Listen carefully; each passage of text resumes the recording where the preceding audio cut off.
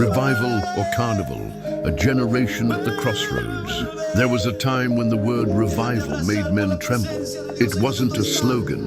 It wasn't a theme for conferences or a catchy title for weekend events. It was a cry torn from the depths of desperate souls.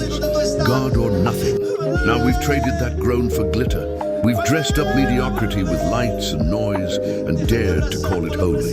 We've confused a crowd for conviction. We've measured success by followers and forgotten that heaven still weighs things on scales, not screens. True revival cannot be scheduled. It's not marketed, it's not convenient. It is birthed in travail, in the agony of intercession, in midnight prayers that bleed. It comes when men would rather see God move than be seen themselves. It comes when pride dies on the altar and holiness rises in its place. Carnival is easy.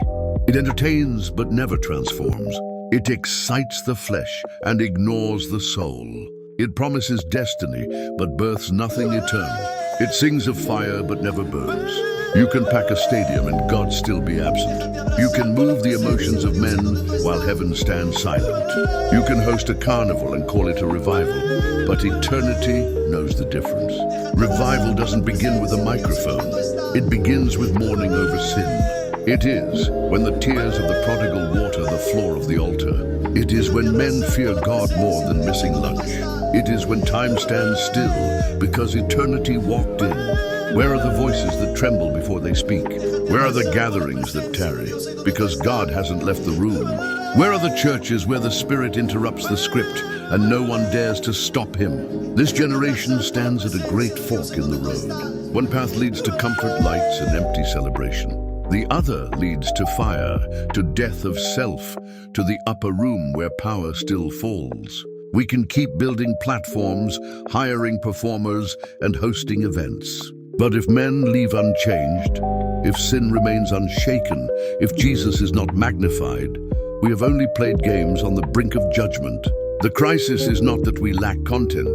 The crisis is that we lack consecration. The altars are abandoned while the stages grow larger, and heaven weeps while earth claps. Real revival will cost us. It will strip us. It will break us before it fills us. But it will be worth every tear, every fast, every midnight cry. So here is the call. Tear down what you built for your name. Let go of what pleases men, but grieves the spirit. Return to the ashes. Return to the prayer room. Return to the God who still answers by fire. Revival is not a suggestion. It is the only hope left. Revival, a ruin. The heavens are watching.